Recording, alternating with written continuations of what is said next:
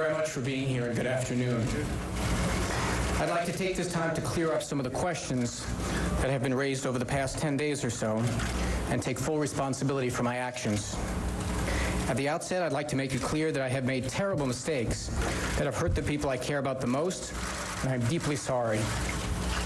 I have not been honest with myself, my family, my constituents, my friends, and supporters, and the media.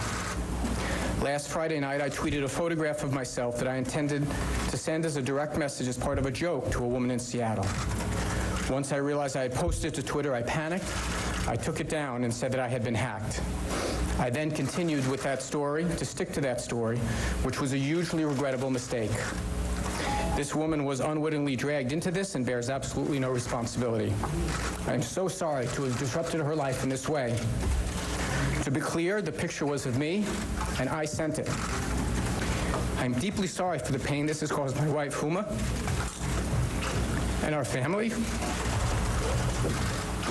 and my constituents, my friends, supporters, and staff. In addition, over the past few years, I have engaged in several inappropriate conversations conducted over Twitter, Facebook, email, and occasionally on the phone with women I have met online. I've exchanged messages and photos of an explicit nature with about 6 women over the last 3 years.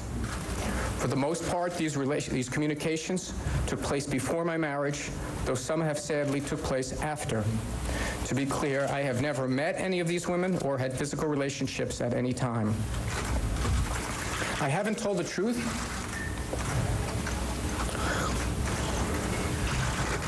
and I've done things that I deeply regret.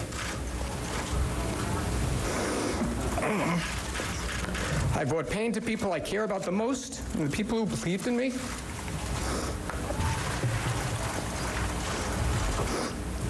And for that, I'm deeply sorry.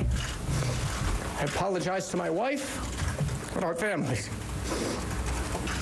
as well as to our friends and supporters. I'm deeply ashamed of my terrible judgment and actions. I'd be glad to take any questions that you might have. I came here to accept the full responsibility for what I've done.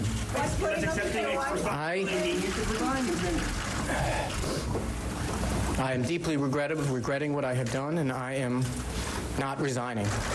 I have made it clear that I accept responsibility for this, and people who draw conclusions about me are free to do so.